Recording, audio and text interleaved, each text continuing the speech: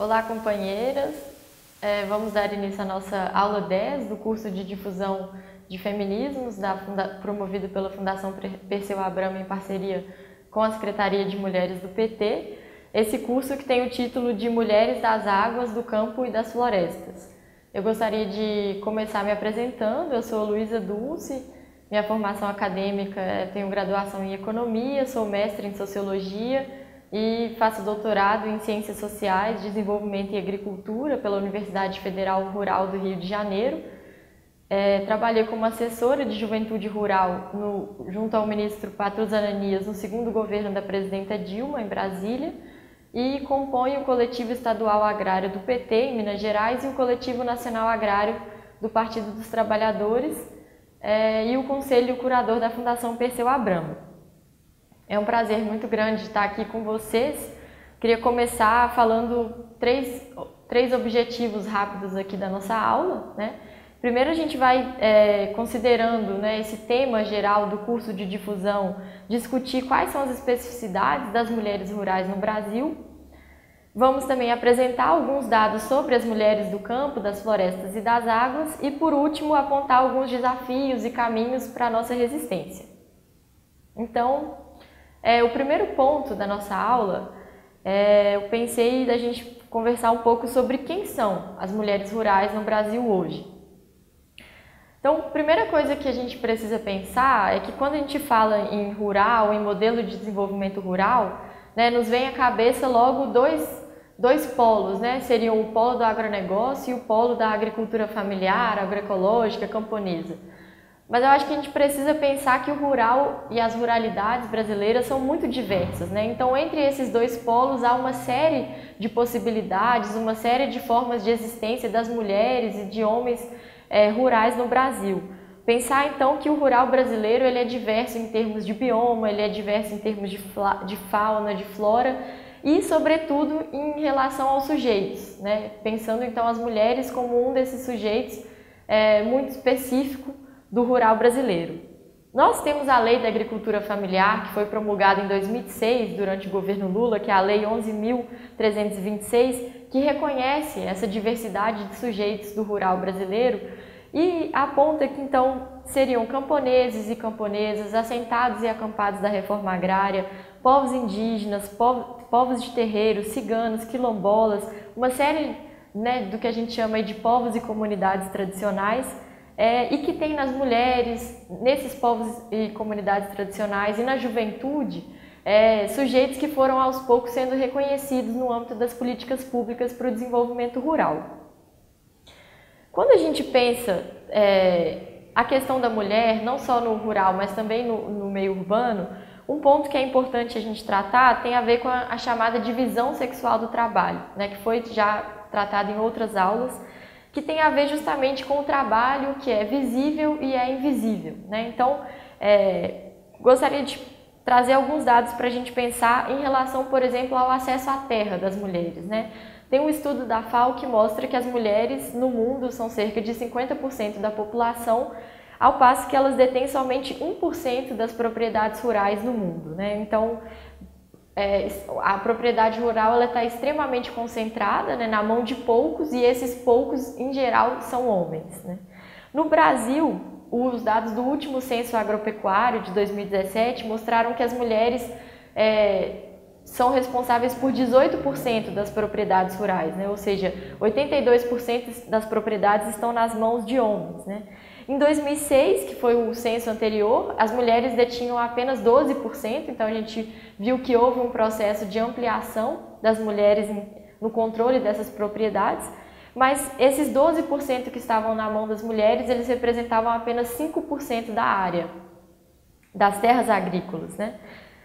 O censo de 2017 ele mostrou que a propriedade da terra no Brasil ela continua se concentrando. Então, as propriedades de mais de 1.000 hectares, que são consideradas aí latifúndios ou grandes propriedades de terra, elas são mais de 45%, elas são mais de 47% do território brasileiro. Nós temos um passivo enorme de terras indígenas e quilombolas, Temos aí 241 terras quilombolas ou comunidades quilombolas tituladas e mais de 1.700 processos no INCRA que não passaram nem na sua primeira fase de titulação quilombola. Temos cerca de 500 terras indígenas e reservas indígenas demarcadas, que compreendem aí aproximadamente 12 a 13% do território brasileiro. As comunidades quilombolas representam somente 0,1% da área total do Brasil. As unidades de conservação, que são também outra forma de ocupação pública da terra, que são aproximadamente 2.000 unidades, 17% do território nacional. E os assentamentos de reforma agrária, 1 milhão de assentados na história do Brasil, cerca de 10% do território, né? Então a gente vê que o território brasileiro ele é extremamente concentrado e concentrado na mão de poucos, né? Que a gente poderia colocar aí concentrado sobretudo na mão de homens do agronegócio. E quando a gente pensa então a divisão sexual do trabalho no meio dessa terra extremamente concentrada, né? A gente está falando então que existe uma divisão e uma hierarquização dos trabalhos realizados pelas mulheres e pelos homens. No rural, ao passo que as mulheres realizam todos os tipos de trabalho, né? A gente vê as mulheres nos trabalhos de cuidado e reprodução das famílias, no cuidado de idosos e de crianças, na questão da segurança alimentar e nutricional, o papel das mulheres, né, nos quintais produtivos, nas plantas medicinais é fundamental, porque muitas vezes os homens trabalham no período da safra e as mulheres é que estão efetivamente garantindo a segurança alimentar e nutricional de suas famílias pela produção do autoconsumo, né? Produção e beneficiamento de alimentos, produção de compotas, biscoitos, bolos, enfim, uma série de outros produtos, artesanato, manejo de pequenos animais, enfim, as mulheres têm um papel fundamental. A questão das sementes crioulas nos leva à questão da preservação da sociobiodiversidade, então as mulheres têm um papel fundamental nisso. E acho que essa questão da preservação dos modos de produzir tem a ver também com o fato de que durante a Revolução Verde dos anos 70, que entraram as práticas e o maquinário dos Estados Unidos, etc., ela mirou sobretudo nos homens. Então as mulheres tiveram esse caminho aí para preservar as tradições, preservar as formas de produzir. Apesar das mulheres produzirem e desempenharem diversas funções, né, no meio rural, o trabalho das mulheres ele é extremamente invisibilizado, né? Seja porque ele é visto como ajuda, então a mulher está sempre ajudando o seu marido, ajudando o seu pai, seja porque ele é visto como algo natural, né? Aquele é o trabalho que as mulheres fazem, os homens não devem ajudar na casa, não devem se preocupar com a produção do autoconsumo. E eu acho que isso tem a ver, né? Os estudos apontam que isso tem a ver com o fato de que esse trabalho desempenhado pelas mulheres, ele não é monetizado, né? Então as mulheres, elas estão sempre aí nas categorias de trabalho leve, enquanto os homens fariam um trabalho pesado, apesar que a gente sabe que muitos dos trabalhos desempenhados pelas mulheres são extremamente pesados, extenuantes, mas pelo fato deles não gerarem essa renda monetária, eles são invisibilizados. Eu queria tratar também de uma especificidade que tem a ver com as mulheres jovens, né? Muito se fala sobre as dificuldades de promoção da sucessão familiar, né? Sobretudo na agricultura familiar, então como que as famílias agricultoras dão continuidade à sua produção. Existe um êxodo rural expressivo no Brasil, sobretudo entre os jovens, e as mulheres jovens são colocadas numa situação ainda mais complicada, porque os pais poucas vezes confiam nelas para tocar a sua produção rural. Então elas são vistas sempre ou como filhas ou como esposas. E isso faz com que o êxodo rural das mulheres seja ainda maior, né? A questão então do patriarcado, ela está presente não só nas relações privadas e públicas, mas ela está presente nas famílias, ela está presente nas associações e cooperativas rurais, enfim, todos esses desafios são encontrados pelas mulheres, como nós encontramos na política, enfim. Um outro ponto que eu queria tratar aqui na aula tem a ver com a luta e a organização das mulheres rurais no Brasil, né? É uma luta muito antiga, que foi potencializada, digamos assim como o surgimento do PT nos anos da redemocratização. Então, nos anos 80 foi criado, por exemplo, a Associação Nacional de Mulheres Trabalhadoras Rurais, depois vieram outros movimentos, como o Movimento de Mulheres Camponesas, o Movimento Interestadual de Mulheres Quebradeiras de Coco Babaçu, o MICCB, e uma diversidade de organizações de mulheres nos movimentos rurais nos movimentos de luta pela terra no Brasil, como a CONTAG, a FETRAF, que é agora a CONTRAF, o MST, o MAB, enfim, todos esses movimentos criaram, né, os seus espaços de organização das mulheres. E nós temos aí, nesse âmbito da luta e organização das mulheres, a Marcha das Margaridas, né, que começou sendo organizada pela CONTAG, pelas mulheres da CONTAG, em homenagem, né, esse nome Marcha das Margaridas, nasceu em homenagem a Margarida Alves, que foi uma lutadora, uma dirigente sindical paraibana de Alagoa Grande, que foi assassinada, né, brutalmente assassinada no dia 13 de agosto de 1983, e deu origem, então, inspirou a Marcha das Margaridas, que já está na sua 6ª edição. Agora, em 2019, teremos essa 6ª marcha em Brasília, né? Começou no ano 2000, 2003, 2007, 2011, 2015 e agora em 2019, e congrega, né, os diversos ramos, os segmentos, as mulheres do campo, das florestas e das águas em luta por políticas públicas, pelo acesso à terra, contra a violência contra a mulher, enfim, é um movimento muito expressivo, né? E esses movimentos nos levaram a um outro ponto aqui da aula que eu queria tratar, que tem a ver com os direitos e as políticas públicas voltadas às mulheres rurais no Brasil, né? Nós tivemos aí como um desses marcos a criação do Ministério do Desenvolvimento Agrário, que foi criado em reação, né, ou como uma resposta ao massacre de Eldorado dos Carajás, que aconteceu no Pará em 1996.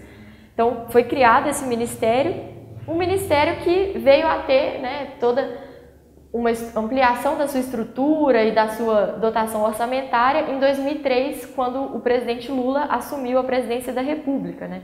Então, com muitos mais recursos e diversificação das políticas, de reconhecimento também desses sujeitos rurais, das próprias mulheres rurais, e a própria participação das mulheres na execução, no planejamento e no acompanhamento das políticas públicas. Queria passar rapidamente, então, sobre algumas dessas políticas que foram desenvolvidas nos governos Lula e Dilma, que efetivamente tiveram um papel importante no reconhecimento e na valorização das mulheres, né? Em 2003 ainda houve, então, a criação de uma assessoria de gênero, raça e etnia no âmbito do Ministério do Desenvolvimento Agrário, que mais tarde virou a Diretoria de Política para as Mulheres Rurais e Quilombolas. Também em 2003 houve uma portaria do INCRA, né, que é o órgão responsável pela reforma agrária no Brasil, a respeito da titulação conjunta obrigatória dos lotes da reforma agrária, né, que antes eram titulados apenas em geral no nome dos homens, e aí a partir de 2003 houve essa diretriz para a titulação conjunta.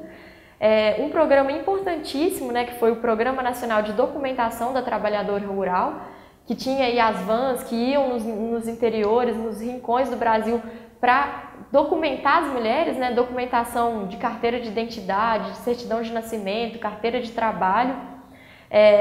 Um outro ramo de políticas, né? Que era o ramo das políticas de organização produtiva dessas mulheres, e aí, sobretudo, a gente está falando das políticas de assistência técnica e extensão rural, né? A famosa ATER aí, que a gente conhece, visando justamente a autonomia econômica, né, das mulheres rurais. Então, uma assistência técnica que olhava para as especificidades das mulheres, visando promover essa autonomia econômica e superar esses desafios do patriarcado e os desafios da produção em geral, comercialização, que são encontrados no campo, né?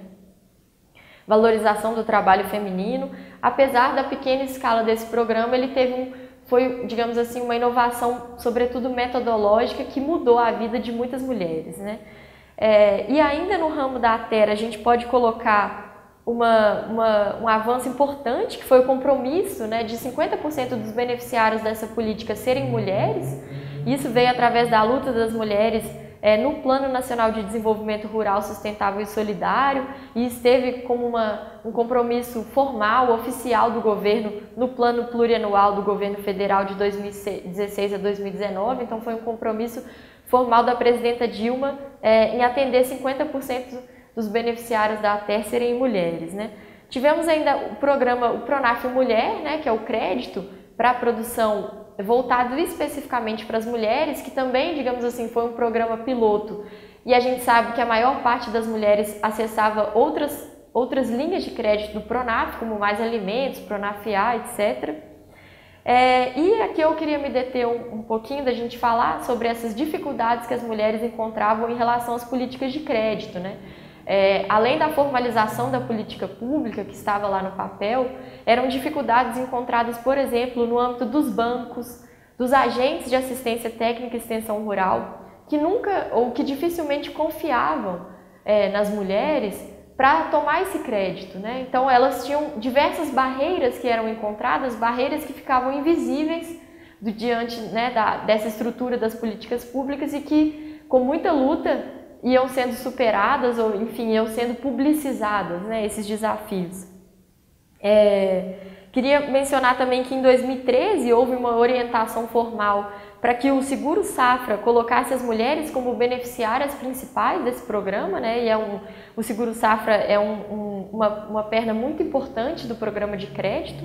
E, por fim, destacar o papel superativo, né, e bastante importante que as mulheres tiveram no Plano Nacional de Agroecologia e Produção Orgânica, que foi o PNAP, no âmbito, né, da Política Nacional de Agroecologia e Produção Orgânica. Então, o papel ativo das mulheres na elaboração, na formulação dessas políticas públicas de agroecologia, pensando justamente que sem feminismo não há agroecologia, né?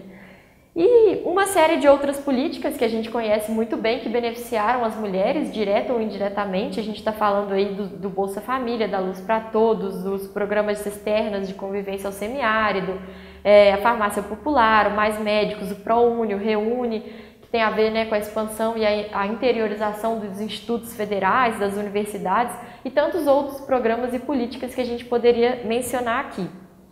E, então, para já ir encaminhando na nossa aula, eu queria que a gente colocasse uma pergunta muito importante, né, que tem a ver com esse momento tão delicado que a gente tem vivido desde o golpe que tirou a presidenta Dilma do poder, que é como o golpe atingiu diretamente, né, as mulheres do campo, das florestas e das águas, né? Se a gente pegar o primeiro dia, né, que o presidente Temer assumiu ainda como interino, que foi o dia 12 de maio de 2016, ele extinguiu, né, o Ministério do Desenvolvimento Agrário e a Secretaria de Políticas Especiais para as Mulheres, então não à toa atingiu no coração, né, das políticas que eram voltadas para as mulheres rurais, e de lá para cá a gente só viu a desconstrução dessas políticas muito fortemente agora no governo Bolsonaro, que tem nos indígenas e nos quilombolas um de seus alvos ideológicos e concretos, prioritários, né, que autoriza a prática de violência de Estado, violência física, fim das demarcações de terras, que são um preceito constitucional, o fim das políticas públicas e dos recursos orçamentários para essas populações, a liberação de mais de 200 agrotóxicos, né, em menos de 6 meses, e tudo isso dá o aval também para a violência civil, né, corroborado, por exemplo, pela liberação das armas. Então a gente vive um momento bastante delicado. Então, como conclusão dessa aula, eu queria colocar para a gente pensar alguns desafios que estão colocados para as mulheres rurais e para as mulheres como um todo, né, para essa aliança que a gente vem tentando construir. Primeiro tem a ver com a luta e a organização das mulheres rurais, né? Mulheres do campo, das florestas e das águas, elas existem, né, elas resistem nos seus territórios, sobretudo nessa conjuntura de violência civil e de Estado nas zonas rurais. Então acho que esse é um desafio bastante importante para todas nós. O segundo desafio tem a ver com essa resistência ativa, né, que nós precisamos construir cada vez mais e construir no sentido de uma aliança campo e cidade, né, pensar que os desafios que as mulheres vivem, eles são comuns, seja no campo, seja na cidade. Então a luta das mulheres contra uma diversidade de opressões e manifestações do patriarcado, contra a exploração sexual e de gênero.